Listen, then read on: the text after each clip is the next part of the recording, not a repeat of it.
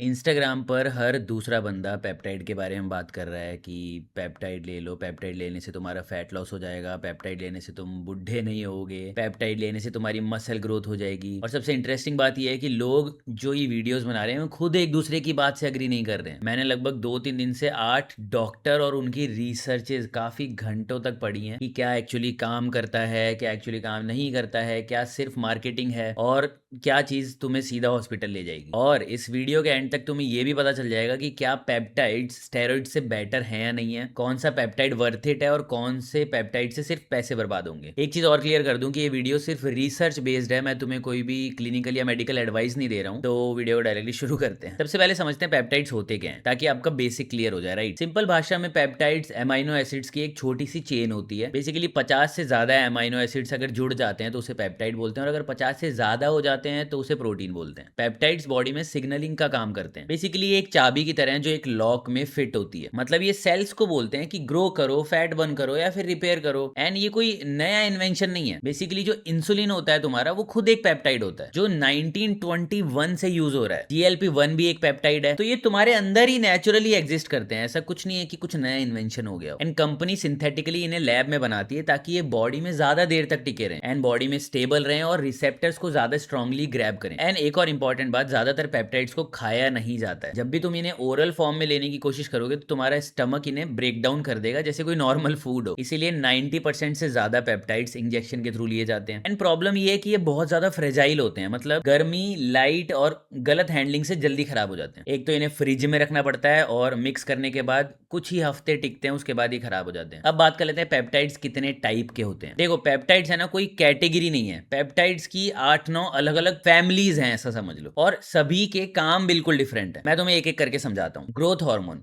ये बेसिकली तुम्हारे खुद के सोए हुए ग्रोथ हार्मोन को वापस जगाने में हेल्प करते हैं, जैसे सेरमोरेलिन, CJC1295 जो इंस्टाग्राम पे बहुत ज्यादा वायरल है, इपामोरेलिन एंड टेसामोरेलिन। एंड तुम्हें इनके नाम याद करने की जरूरत नहीं है बिकॉज नाम बहुत कॉम्प्लिकेटेड है, आई नो। इनका काम है पिट्यूटरी ग्लैंड को सिग्नल देना कि और ज्यादा ग्रोथ हार्मोन रिलीज करो। एंड जैसा कि मैंने पहले बताया, इनका काम सिग्नलिंग का ही है। दूसरा है IGF-1 मॉड्यूलेटर। मतलब ये भी एक फैमिली है, इसमें भी अलग अलग पेप्टाइड्स आते हैं, जैसे IGF-1, LR3 और फोलिस्टेटिन। ये सीधा मसल टिश्यूज पे जाके काम करते हैं। अब बिकॉज ये डायरेक्टली काम करते हैं तो ये ज्यादा पावरफुल होते हैं बट ज्यादा रिस्की भी होते हैं। तीसरा है रिकवरी पेप्टाइड्स, BPC-157। ये भी इंस्टाग्राम पे बहुत ज्यादा वायरल है। और TB-500, ये बेसिकली इंजरी हील करने के लिए यूज होते हैं और टिश्यू को रिपेयर करने में मदद करते हैं। फिर आते हैं वेट लॉस पेप्टाइड्स, मतलब GLP फैमिली वाले पेप्टाइड्स हैं। इसमें आते हैं सेमाग्लूटाइड, टिर्जेपेटाइड और जो सबसे नया और सबसे वायरल है रेटाट्रूटाइड। ये बेसिकली भूख कम करते हैं और मेटाबॉलिज्म को इंप्रूव करते हैं। और मजे की बात ये कि यही वाली कैटेगरी GLP वाली पूरे पेप्टाइड वर्ल्ड में सबसे ज्यादा रिसर्च बैक्ड है। फिर उसके बाद आते हैं स्किन और एंटी एजिंग वाले पेप्टाइड्स, जैसे GHK कॉपर। ये भी इंस्टाग्राम पे बहुत वायरल है। GHK कॉपर बेसिकली कोलेजन को बूस्ट करता है और कोलेजन के फायदे आपको पता ही हैं। आपकी झुर्रियां कम हो जाती है, स्किन क्वालिटी बढ़िया हो जाती है, ग्लो आ जाता है एंड ब्ला ब्ला। फिर इसी फैमिली में एक और पेप्टाइड है एपिथेलॉन, जो एंटी एजिंग प्रॉपर्टीज के साथ आता है। बेसिकली क्लेम है बट ह्यूमन प्रूफ बहुत कम है। फिर आते हैं स्लीप और फोकस को बढ़ाने वाले पेप्टाइड, DSIP नींद के लिए और सेमेक्स फोकस के लिए। अब इतने सारी कैटेगरीज, मतलब कैटेगरीज नहीं, फैमिलीज, सुन के कितना इंटरेस्टिंग और फैसिनेटिंग सा लग रहा है कि वाओ, मतलब स्टेरॉइड्स भी नहीं लेना पड़ रहा है और पेप्टाइड्स फॉर्म में हमें काफी हेल्प भी मिल सकती है। राइट, बट कोई बात नहीं, धीरे धीरे वीडियो में आगे बढ़ेंगे, सब कुछ क्लियर हो जाएगा। और हाँ, कुछ ऐसे पेप्टाइड्स भी आते हैं जिनको अवॉइड करना ही बेटर है, जैसे मेलानोटिन टैनिंग पेप्टाइड, जो बेसिकली मोल्स को स्टिमुलेट करके कैंसर का रिस्क बढ़ाता है। AOD9605, जो बेसिकली फैट लॉस के लिए बिकता है बट हर ट्रायल में फ्लॉप हो चुका है। चलो अब बात करते हैं कि पेप्टाइड्स कैसे काम करते हैं। इसे समझने के लिए ना एक सिंपल एनालॉजी लेते हैं। जैसे तुम्हारा पिट्यूटरी ग्लैंड, मतलब दिमाग के पीछे एक छोटा ग्लैंड जो एक डीजे की तरह है। हर बार जब वो ग्रोथ हार्मोन रिलीज करता है, बेसिकली एक ट्रैक बज रहा होता है, बिकॉज जैसा मैंने अभी बोला वो डीजे की तरह है। राइट, ये ग्रोथ हार्मोन जाके लिवर को बोलता है एक और हार्मोन बनाओ, IGF-1। और ये असली हार्मोन है जो तुम्हारी बॉडी में ही बनता है, जो मसल रिपेयर करता है, टिश्यूज को बनाता है और स्ट्रेंथ बढ़ाता है। जब तुम बेसिकली अपने 20-30s के बीच में हो तो ये डीजे, मतलब पिट्यूटरी ग्लैंड, फुल फॉर्म में काम करता है। बेसिकली पूरी रात पार्टी चल रही होती है। मतलब ये डीजे सिग्नल भेजता रहता है, वो भी काफी अच्छे से। और हर 10 साल के बाद, मतलब 30 से ऊपर जाने के बाद, ये डीजे थोड़ा सा थक जाता है, जिससे ग्रोथ हार्मोन की सिग्नलिंग थोड़ी सी वीक होने लगती है। एंड दोबारा बता दूं, ये पेप्टाइड्स ग्रोथ हार्मोन को रिप्लेस नहीं करते,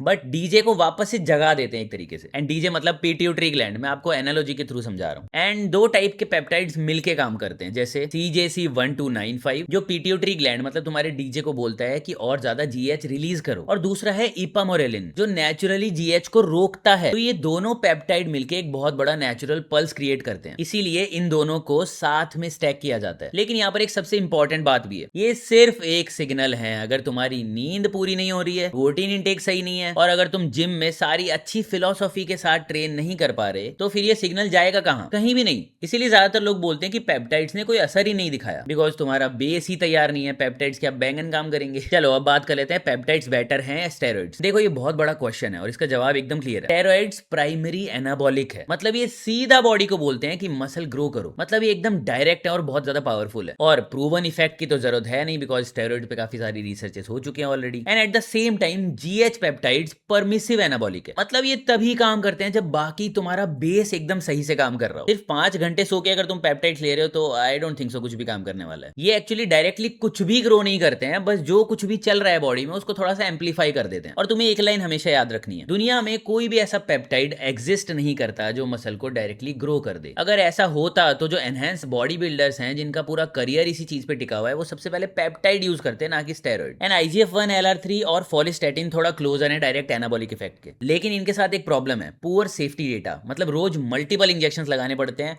और रिजल्ट सिमिलर भी नहीं मिलते, मतलब रिजल्ट्स काफी ज्यादा इनकंसिस्टेंट है। मतलब अगर तुम्हारा गोल है डायरेक्ट मसल ग्रोथ करना तो स्टेरॉइड्स आर बेटर, जिनके साथ ऑब्वियसली रिस्क भी बहुत बड़ा है। पेप्टाइड्स एक अलग काम करते हैं, जैसे रिकवरी, स्लीप, वेट लॉस, बस। अब बात कर लेते हैं पेप्टाइड्स के लीगल स्टेटस और हिस्ट्री के बारे में। एक्चुअली ये वाला पार्ट ज्यादा लोग नहीं जानते, तो अगर आप अभी तक ये वीडियो देख रहे हो तो आपको काफी कुछ सीखने को मिलेगा। 2023 में FDA ने 19 पॉपुलर पेप्टाइड्स जैसे BPC-157, TJC-1295, TB-500 ऐसे और पेप्टाइड्स को कंपाउंडिंग फार्मेसी लिस्ट से ही हटा दिया, बिना कोई स्ट्रॉन्ग सेफ्टी प्रूफ दिए। एंड डॉक्टर्स जो सालों से ये प्रिस्क्राइब कर रहे थे, उन्होंने कभी कोई सीरियस साइड इफेक्ट नहीं देखा। कई लोग मानते हैं कि इसके पीछे फार्मा कंपनीज का प्रेशर था, बिकॉज ये पेप्टाइड्स पेटेंट नहीं हो सकते, मतलब कोई भी कंपनी इन पे मोनोपोली नहीं बना सकती, इसीलिए इनमें कोई प्रॉफिट ही नजर नहीं आया। अभी FDA कुछ पेप्टाइड्स जैसे BPC-157, TB-500, DSIP, MOTC इनको वापस लीगल लिस्ट में डालने का सोच रहे हैं। एंड जो चीज पहले से ही फुली लीगल है, जैसे सेमाग्लूटाइड, टिर्जेपेटाइड एंड बाकी के कुछ और पेप्टाइड, ये सब रिसर्च केमिकल के नाम से ग्रे मार्केट वेबसाइट से आते हैं, जहां पर क्वालिटी कंट्रोल बेसिकली जीरो है। इंडिपेंडेंट टेस्टिंग में बहुत सारी बॉटल्स में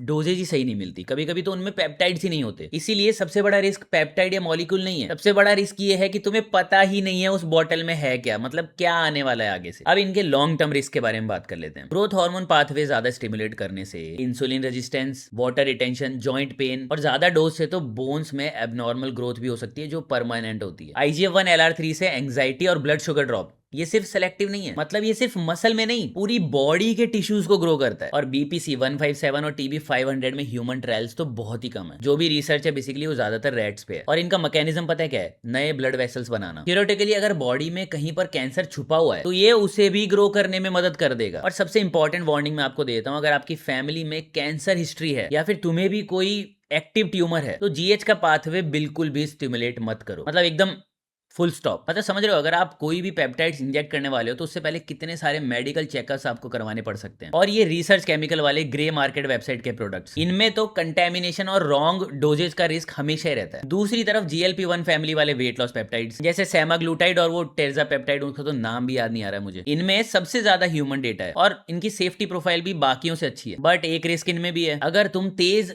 वेट लॉस के साथ में अपना प्रोटीन इंटेक और जिम यानी वर्कआउट प्रॉपर्ली नहीं करते तो वेट लॉस के साथ साथ मसल भी काफी ज्यादा गिर सकता है, बेसिकली मसल लॉस बहुत ज्यादा हो सकता है। चलो अब बात कर लेते हैं ये वर्थ इट है या नहीं। मतलब सीधी बात करता हूं कि कौन सी कैटेगरी में पैसा लगाना सही है या नहीं है। वेट लॉस पेप्टाइड मतलब GLP फैमिली, ये थोड़ा वर्थ इट है, बिकॉज सेफ्टी डेटा भी थोड़ा सा ज्यादा है और इनके सोर्सेज जो होते हैं वो भी मतलब ग्रे मार्केट से नहीं आते। फिर आते हैं रिकवरी पेप्टाइड्स जैसे BPC और TB-500, ये थोड़ा शायद वाली कैटेगरी में डालूंगा। अगर जेन्युइन इंजरी है जिससे रिकवर होना है तो इन्हें कंसीडर कर सकते हो, लेकिन ये साल भर चलाने वाली चीज नहीं है। और तुम्हें सिर्फ मसल रिकवरी के लिए चाहिए तो प्लीज बिल्कुल मत लेना, बिकॉज तुम अगर 1 दिन का या 2 दिन का रेस्ट भी लोगे तो भी काफी अच्छी रिकवरी होती है। अब बात कर लेते हैं ग्रोथ हार्मोन वाले, इनका इफेक्ट बहुत ही माइल्ड होता है, महंगे बहुत होते हैं, और फिर भी अगर लेना ही है तो प्लीज डॉक्टर से कंसल्ट कर लो, वो ज्यादा प्रूवन रूट है। खुद ग्रे मार्केट वेबसाइट से मत मंगाना। IGF-1 LR3 और फॉलिस्टैटिन ये एवरेज लोगों के लिए बिल्कुल भी रिकमेंडेड नहीं है, बहुत ज्यादा हाई रिस्क है और डेटा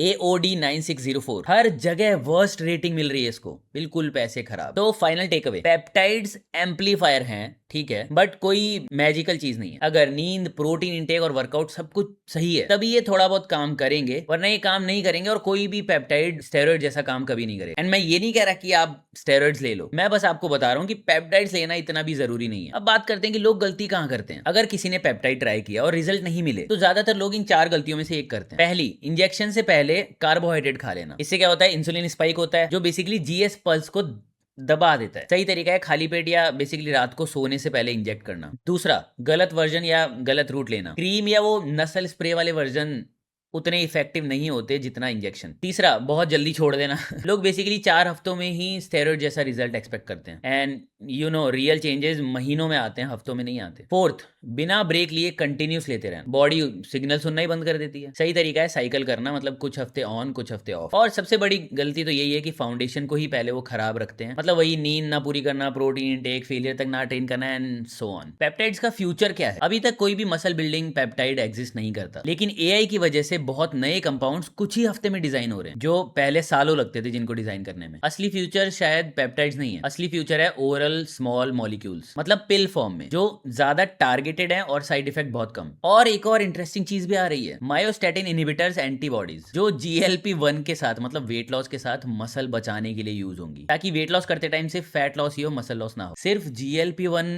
पेप्टाइड्स का रेवेन्यू इतना बड़ा है कि टॉप एआई कंपनीज के रेवेन्यू के बराबर पहुंच रहा है। मतलब ये बताता है कि इंडस्ट्री कितनी तेज ग्रो हो रही है, कितने सारे लोगों को पेप्टाइड चाहिए, वो भी वेट लॉस के लिए। उनसे खाना कंट्रोल नहीं हो रहा है, उन्हें शॉर्टकट चाहिए बेसिकली। और मैं तो ये मानता हूँ ये सब वीक माइंडसेट वाले लोगों के लिए, and I don't know about you. तो फाइनल बात, अगर तुम्हारा सवाल है मुझे पेप्टाइड्स लेने चाहिए या नहीं, तो ये सवाल ही गलत है। सवाल ये होना चाहिए कि मुझे क्या स्पेसिफिक रिजल्ट चाहिए। वेट लॉस चाहिए तो GLP फैमिली सबसे स्ट्रांग है। रिकवरी करनी है किसी इंजरी को लेकर तो रिकवरी पेप्टाइड्स कंसीडर कर सकते हो, वो भी डॉक्टर की सलाह से, मतलब डॉक्टर की गाइडेंस में। मसल ग्रोथ चाहिए तो पहले अपनी ट्रेनिंग सही करो, डाइट सही करो, स्लीप सही करो। एंड आई सेड कि मसल ग्रोथ के लिए आई डोंट थिंक सो आपको कोई पेप्टाइड कंसीडर भी करना चाहिए अभी। और अगर कभी ट्राई करना ही है इनमें से कुछ, तो लाइसेंस डॉक्टर या प्रॉपर फार्मेसी से लेना, रैंडम वेबसाइट से मत ले लेना खाली बॉटल, या फिर उसके अंदर कुछ और भी मिला के दे सकते हैं। एंड अगर ये वीडियो हेल्पफुल लगे तो प्लीज लाइक करना, शेयर करना अपने दोस्तों के साथ में, और कमेंट्स में प्लीज मुझे बताना कि मेरे इस वीडियो को बनाने के पीछे की जो एफर्ट्स हैं वो कैसे लगे आपको। मिलता हूँ किसी नेक्स्ट वीडियो में। I am signing off.